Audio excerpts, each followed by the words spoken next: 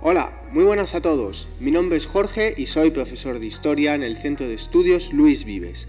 Lo que vamos a hacer en el vídeo de hoy va a ser resolver y explicar cómo es el examen de Historia de España en la EBAU de junio de 2023, ¿vale? El modelo para este año. Entonces, ¿dónde lo tenemos? Bien, como ya sabéis, ¿vale? Simplemente googleamos Centro de Estudios Luis Vives. Nos vamos al apartado de recursos, después exámenes resueltos, vamos a modelos de exámenes resueltos, insisto, modelos, ¿vale? 2023 y le damos a Historia de España, ¿vale? Y ya simplemente lo descargamos y lo que tenemos es esto. Entonces, ¿qué es lo que nos van a preguntar? Bien, nos van a preguntar, como siempre, opción A y opción B, lo mismo, ¿vale? 6 preguntas de las cuestiones cortas, a elegir 4, después una fuente histórica y por último o bien el comentario de texto, por ejemplo en la opción A, o bien el tema de desarrollo en la opción B, ¿de acuerdo? En una opción aparece eso y en la otra opción lo otro. Importante, como ya sabemos que si la fuente histórica, pongamos por ejemplo de la opción A es del siglo XIX, en la opción B será del siglo XX. Y lo mismo pasa con el comentario de texto o tema a desarrollar. Si el tema en la opción A, por ejemplo, es del siglo XX, pues en la opción B será del siglo XIX. ¿Vale? Bien, en cuanto a las cuestiones cortas, ¿vale? Ya sabéis que las tenemos que hacer en ese límite que nos piden aproximado de 10 líneas. Mi consejo es que nunca os quedéis en menos de 10, ¿vale? A ver, hay cuestiones cortas que están muy bien resueltas, a lo mejor en 9 líneas u 8, pero lo suyo es poder acaparar todo el espacio que nos piden, ¿de acuerdo? Para quitarles excusas de que nos quiten nota. Entonces, por ejemplo, en esta primera cuestión del reino visigodo, ¿vale? Yo lo que sugiero es que que hagáis primero unos breves antecedentes, porque todo el mundo empieza siempre diciendo cuándo se ha instalado el reino visigodo en Toledo. Bien, pues es importante señalar el por qué surge ese reino, ¿vale? Y es por ese foedus, ese acuerdo que hay entre romanos y visigodos para que estos últimos expulsen a suevos, vándalos y alanos. Se les da a cambio el reino de Tolosa, pero por la presión de los francos en la batalla de Bouillé acaban emigrando, ¿vale? Hacia la península ibérica. Importante después hacer una breve mención y explicación a esas 3 unificaciones, ¿vale? La territorial, la jurídica y la religiosa, súper importante. Aquí también va a ser importante que pongamos las fechas, ¿vale? El 589 es fecha clave por esa conversión al catolicismo. En cuanto a los reinos de taifas, ¿vale? Pues será algo muy similar. Importante que tenga un orden lógico, que tenga una coherencia a todo lo que estemos contando, porque concretamente esta de Al-Ándalus, reinos de taifas y reino nazarí son muchos cambios. Primeros reinos de taifas, almorávides, segundos reinos de taifas, almohades, terceros reinos de taifas y reino nazarí de Granada. Entonces es importante que siga un orden cronológico, ¿de acuerdo? Que tenga una buena explicación, por ejemplo con las batallas, el por qué se produce una cosa, etcétera, ¿vale? Como ejemplo, pues una característica de las taifas, pues ¿cuál va a ser la característica principal? Lo tenemos que poner, ¿de acuerdo? Y es que pagaban parias a los reinos cristianos, tanto para defenderse de otras taifas como para defenderse de los propios reinos cristianos, ¿de acuerdo? En ese tipo de cuestiones, que son bastante largas, al igual que la del Imperio de los Austrias, España bajo Carlos I, son cuestiones bastante, digamos, complicadas de meter en esas 10 líneas. Entonces, lo que vamos a tener que hacer es ir si se me permite la expresión, al meollo de la cuestión, ¿vale?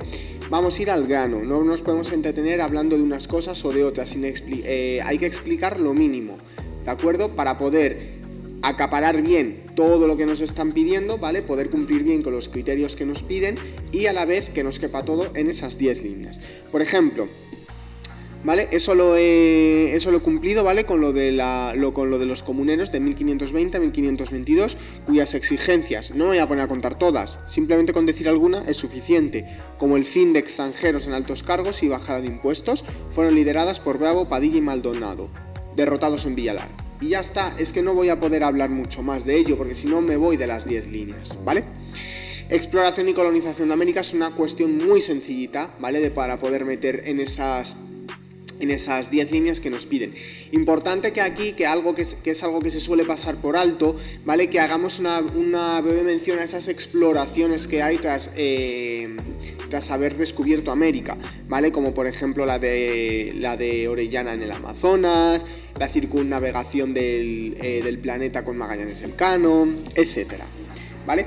Después, en las conquistas en las conquistas del Imperio Azteca y del Imperio Inca, pues no hace falta que entre muy en detalle, porque si no se me va a ir el espacio con algo más importante, que es hablar de las consecuencias que va a tener, ¿vale?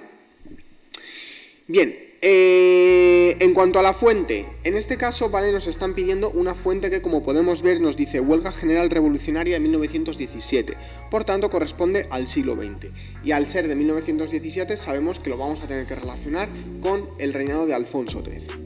Importantísimo, decir el tipo de fuente, ¿vale? Que es lo que nos van a pedir en esa primera parte. Dice, explique brevemente el tipo de fuente, localización cronológica y el contenido atendiendo a la siguiente imagen.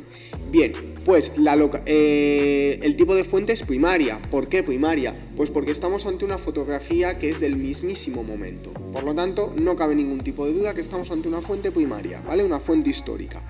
Su contenido, podemos catalogarlo como social, también lo podemos catalogar como político, ¿vale? Caben esas dos posibilidades. Lo que no cabe es que lo cataloguemos como un contenido económico o como un contenido cultural, ¿vale? Bien, que muestra los efectos de la huelga de 1917, ¿vale?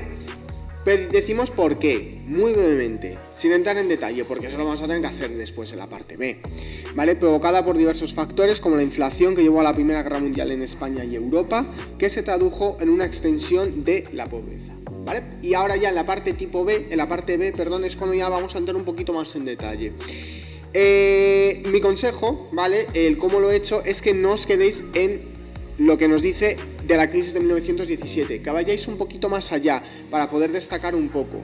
¿Cómo? Haciendo unos antecedentes, un desarrollo que ya sería la crisis de 1917 y por último unas consecuencias.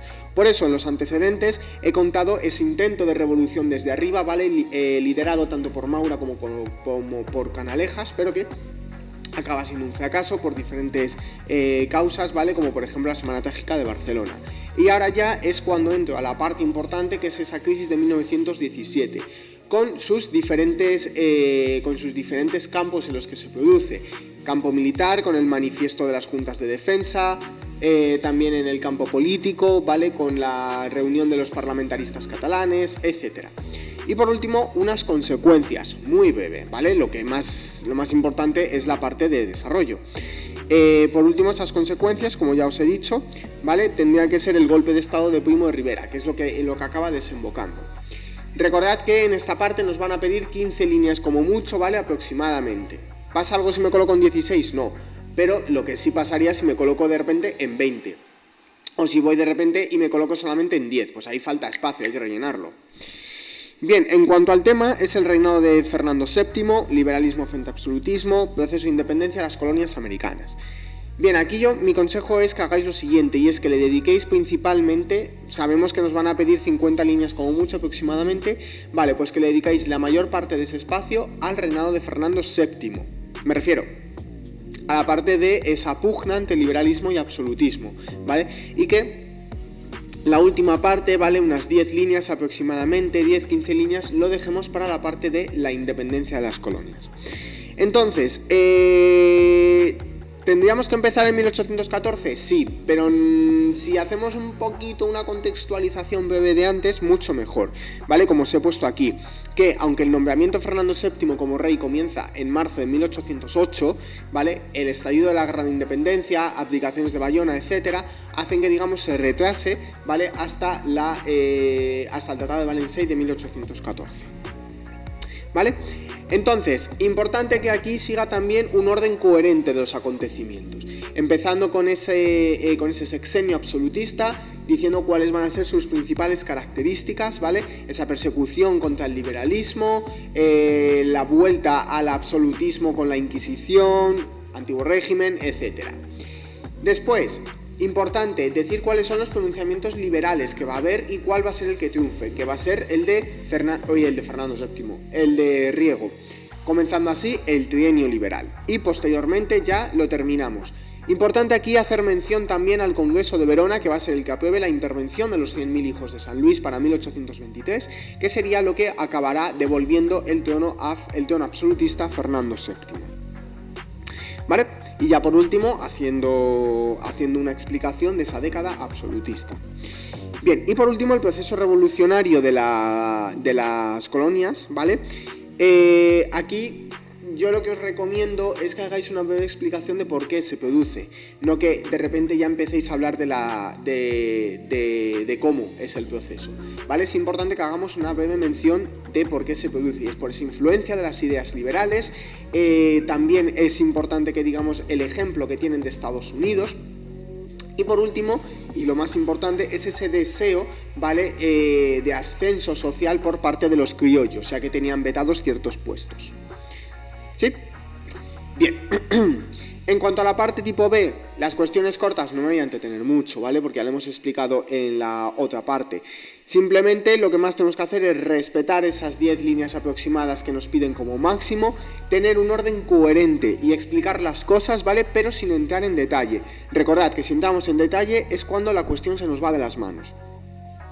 Por ejemplo, aquí en esta primera de la conquista y romanización de la península ibérica, pues una cosa importante en lo que podríamos destacar es, por ejemplo, en decir que en esa parte de la romanización, ¿vale?, en esa segunda parte de la cuestión, que es la romanización, decir que donde más afecta, ¿vale?, donde más va a tener lugar esa romanización es en la zona que mejor comunicada está, es decir, en el Levante peninsular.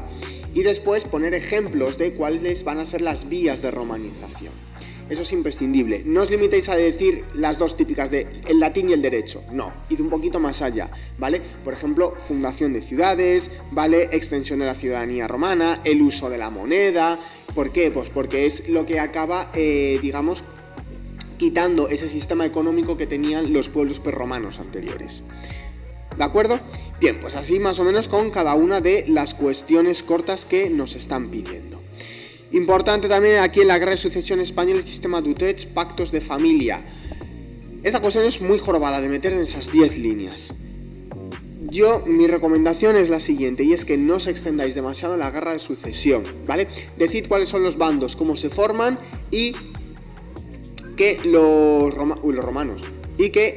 la Gran Alianza de la Haya es derrotada en las victorias tanto de Villaviciosa, ¿vale?, como de Almansa. Y ahí ya hablamos del sistema d'Utrecht y por último, muy brevemente, los pactos de familia. Pero no os enrolléis contando la Guerra de Sucesión porque entonces es cuando se os va la cuestión de las manos. En cuanto a la fuente, bien, pues vamos a ver que es del siglo XIX y sigue las mismas pautas que en el modelo anterior, perdón, que en la opción anterior. Primero, decir el tipo de fuente. Vemos que es un mapa. Bien. ¿Este mapa tiene pinta de ser de ese momento? No, ni muchísimo menos. Por tanto, se trata de una fuente secundaria. Es un mapa que nos podemos encontrar perfectamente en cualquier libro de historia de España, segundo de bachillerato. ¿Vale? Por otro lado, localización cronológica, pues ya lo vemos que es la población española para el año 1887 y hablar de su contenido. No hace falta que entremos en detalle, simplemente decir dónde se localiza la principal población española. ¿Vale? Como consecuencia de dos cosas, de esto de la revolución industrial y de la emigración. ¿Vale? Bien, relaciona este mapa con la evolución demográfica en el siglo XIX. Pues deberemos decir primero que durante buena parte del siglo XIX España seguía viviendo en el régimen demográfico antiguo, por el cual la natalidad era alta y la mortalidad también. Pero la mecanización del campo, por lo tanto, se aumenta los productos, ¿vale? La oferta de los productos produce un aumento demográfico y ese aumento demográfico tiene que trabajar de alguna manera. Por lo tanto, comienzan esas emigraciones hacia las zonas que están industrializadas, que son el País Vasco, Cataluña y Madrid, ¿vale? Bien, y por último decir cuáles van a ser las consecuencias que va a traer todo esto. Bien, pues las principales consecuencias es que, por ejemplo, se van a agrandar las ciudades, ¿vale? Yo es el ejemplo que he puesto, que se van a agrandar las ciudades. ¿Cómo? Con la creación de esos ensanches decimonónicos, que van a ir destinados a la burguesía. Bien, y por último, aquí nos van a dar un texto para comentar, ¿vale? Como en la opción A, el tema de desarrollo era del siglo XIX, pues en la opción B lo que vamos a tener es un texto para desarrollar. Bien, este texto corresponde al periodo de la transición española. En esta transición española lo que nos van a pedir es que hagamos un breve resumen del texto, ¿vale? No os tenéis que extender, son simplemente 4 o 5 líneas, ¿vale? No os extendáis mucho más. Recordad que no parafraseéis el texto. Esto es imprescindible, tanto en el punto 1 como en el punto 2. No parafraseéis el texto.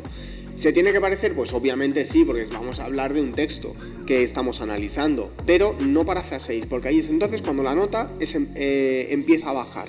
Porque parafrasear lo puede hacer un niño de 5 años, lo puede hacer hasta un ministro.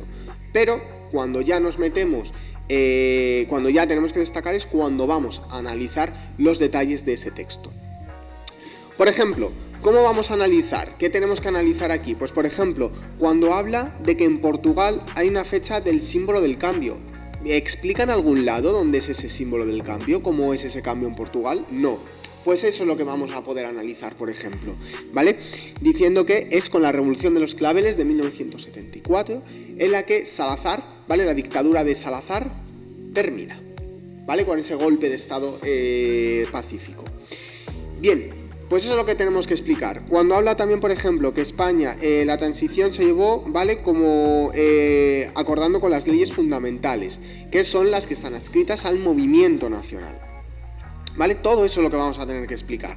Y eso es en donde va a estar la nota, en no parafrasear, sino en explicar sin entrar en detalle lo que nos están poniendo en el texto. ¿Vale? Bien, y por último nos dicen, responde a la siguiente cuestión: la transición, alternativas políticas tras la muerte de Franco, el papel del rey y el gobierno de Adolfo Suárez. Bien, aquí lo más ligero que vamos a tener que hablar son de esas posibilidades que había a la muerte de Franco, ¿vale? Ya sabemos que son la de los aperturistas, la de los rupturistas y los del búnker. Por lo tanto, eso es en lo que menos hincapié vamos a tener que hacer. Donde más vamos a tener que hablar es en ese proceso a partir del cual el rey Juan Carlos y Adolfo Suárez empiezan a instaurar esa democracia. Con especial atención a la ley de la reforma política, ¿vale? Que va a ser lo que vaya a permitir los comienzos de esa instauración democrática, con la vuelta y la negociación de los partidos democráticos, ¿vale? Como el Partido Socialista, Alianza Popular, UCD, Partido Comunista, etc. Y ya simplemente terminarlo de acuerdo con las elecciones de junio de 1977. Con, finalmente, la aprobación de esa Carta Magna, ¿vale? De esa Constitución de 1978. Simplemente sería eso, sí, ¿vale? Así que nada, espero que os haya servido la explicación de este examen. Como veis, es un examen sencillito, ¿vale? Se mueve siempre en la misma tónica que los años anteriores, ¿de acuerdo? Así que nada, si tenéis cualquier tipo de duda, no... preguntadlo sin ningún tipo de vergüenza ni nada. Chao.